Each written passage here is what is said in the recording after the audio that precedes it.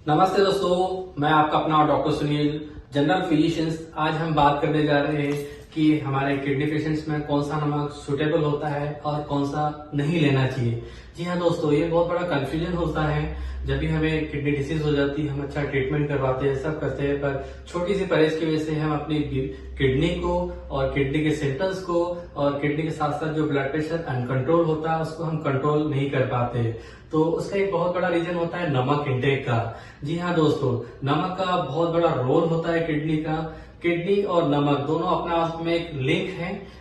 Kidney का main काम जो है, देखा होगा आपने कि पानी जो अपन शरीर में लेते हैं, चाहे वो 3 लीटर हो 4 लीटर हो, नमक का इंटेक है, वो किडनी पूरी तरीके से उसको जितना आप शरीर में चाहिए उतना एब्जॉर्ब कर लेती है। उसके अलावा बाकी नमक मतलब सोडियम को और पानी की मात्रा को एक्सक्रीट कर देती है, जो यूरिन के माध्यम से बाहर निकल जाती है। बट अगर हमें किडनी डिसीज हो चुकी है या किडनी कंप्रोमाइज हो चुकी है, किडनी का फंक्शन स्लो हो गया है, किडनी डैमेज की ओर जा रही है, तो इन कंडीशंस में नमक के इंटेक का बहुत बड़ा रोल होता है। और आज यही नमक के इंटेक के बारे में हम डिस्कस करेंगे।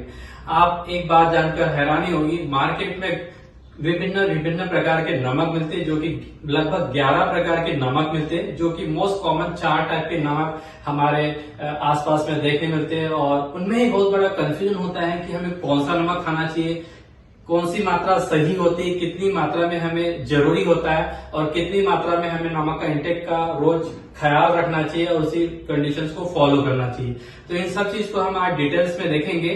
तो हम देखते हैं मोस्ट 4 कॉमन जो सॉल्ट हमारे मार्केट में मिलते हैं, उनको हम पहले जान लेते हैं। तो जैसे कि पहला नमक आयोडाइज नमक, जो कि जिसमें NaCl मतलब सोडियम क्लोराइड होता है, जो कि आयोडाइज नमक के नाम से जाना जाता है। दूसरा जो कि लो सॉल्ट के नाम से आता है, जो कि टाटा लाइट या सफोला या लोना सॉल्ट के नाम से आता है। तीसरा होता है हिमालय सॉल्ट या पिंक सॉल्ट के नाम से, जिसमें sodium chloride, potassium chloride, magnesium या कैल्शियम और विभिन्न प्रकार के मिनरल्स की मात्रा पाई जाती है।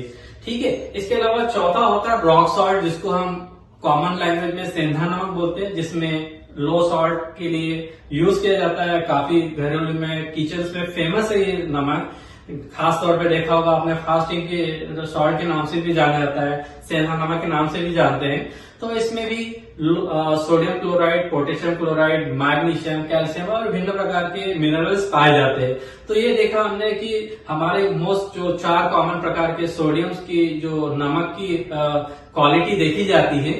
अब हम देखते हैं कि कौन से किडनी कंडीशंस में कौन सा नमक हम ले सकते हैं। तो मोस्टली हम हमारे अगर देखा जाए वर्ल्ड हेल्थ ऑर्गेनाइजेशन के हिसाब से, तो हमें 4 से 6 ग्राम पर डे सॉल्ट इंटेक लेना चाहिए, जो कि एक हेल्थी डाइट मानी जाती है। पर होता क्या है, हम 4 से 6 ग्राम से ज्यादा ले लेते हैं, बिकॉज हमारे आसपास जो मिलने वाले पैकिंग फूड्स है, जो कि पैक्ड फूड्स होते हैं, उसमें नमक ज्यादा होते हैं। स्पाइसी फूड्स या कहना चाहिए कि जो विभिन्न प्रकार के बाहर के मटेरियल्स होते हैं, उनमें नमक की मात्रा प्रचुर मात्रा में होती है। या हम अचार, आम, चटनी, पापड़, जूसेस, इनमें भी नमक की मात्रा हम ज्यादा लेते हैं। तो इसी प्रकार से हमारी नमक की मात्रा बढ़ जाती है। ऐसा नहीं लेना चाहिए। हमें 4 से 6 ग्राम पर डे के हिसाब से टारगेट करना चाहिए। और 4 से 6 ग्राम अगर डेली लेते हैं तो हमारा सॉल्ट इंटेक अच्छा रहेगा, तो हमें ब्लड प्रेशर कंट्रोल करने में हेल्प मिलेगी। अब हम देखेंगे कि कौन से कंडीशंस में कौन सा नमक ज्यादा प्रेफर होता है और कौन सा सुटेबल होता है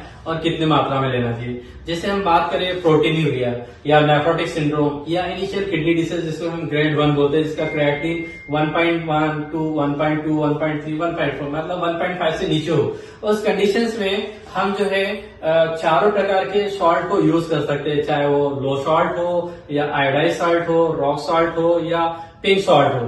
बट अगर हम दूसरी कंडीशंस की बात करें, किडनी डिसीज, तो किडनी डिसीज में अगर ग्रेड 2 टू ग्रेड 5 या डायलिसिस मरीज की बात करें, जिनका क्रिएटिनिन 1.5-2 से ऊपर है और पोटेशियम बॉर्डर लाइन से ऊपर जाने लगा है या पोटेशियम बॉर्डर लाइन में आने लगा है, उन लोगों को विशेष तौर पर ध्यान रखना चाहिए कि हमें जो सॉल्ट यूज करना है वो विशेष तौर पे आयोडाइज सॉल्ट यूज करना है। किसी प्रकार का एडेड सॉल्ट यूज नहीं करना है, जैसे कि लो सॉल्ट हो गया या टाटा लाइट सॉल्ट हो गया, रॉक सॉल्ट हो गया या पिंक सॉल्ट हो गया। इन प्रकार के सॉल्ट को यूज करने से हमारा पोटेशियम बढ़ सकता है और अगर पोटेशियम बढ़ने लगेगा तो हमारे को पोटेशियम से रिलेटेड सिम्टम्स देखने को मिलेगा, जैसे अरिथमिया, जिसमें हार्ट की धड़कन कम ज्यादा हो सकती है, इरेगुलर हार्ट रेट चल सकता है, मसल्स में पेन हो सकता है, मसल्स में क्रैम्पिंग या वीकनेस आ सकती है, इसमें चलने में ट्रैम्बलिंग हो सकती है, चेस्ट पेन हो सकता है, अनइजीनेस हो सकता है।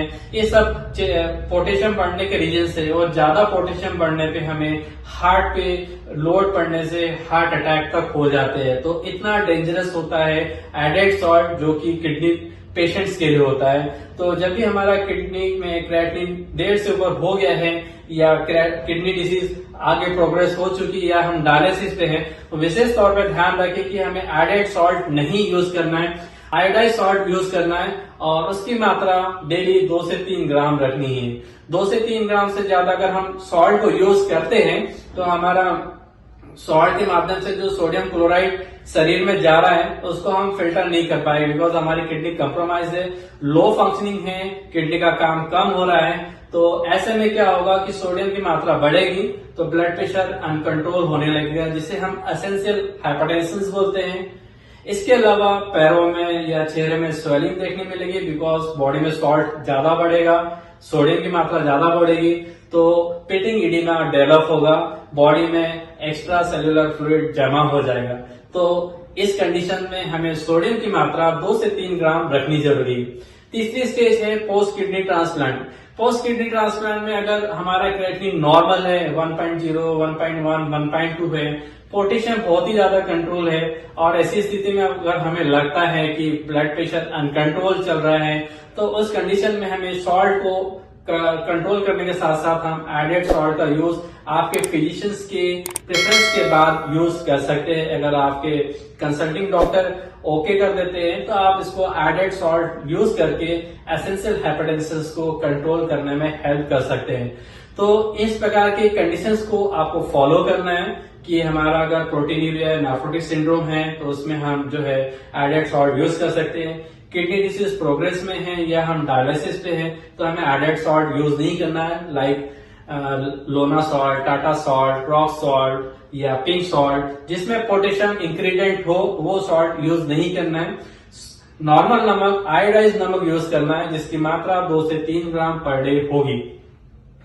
सोडियम को कंट्रोल करने के लिए, नमक को कंट्रोल करने के लिए जो एक्स्ट्रा पैकेजिंग सिस्टम्स वाले फूड्स होते हैं, चाहे वो स्पाइसी फूड्स हो या पैकेट्स वाले फूड्स हो, जिसमें चिप्स हो या सूप्स हो, अचार, चटनी, पापड्स हो, इनको अवॉइड करना चाहिए, जिससे आपके सोडियम की मात्रा कम से कम जाएगी, नमक की मात्रा कम से कम जाएगी, तो आप अच्छे बीपी को कंट्रोल कर पाओगे।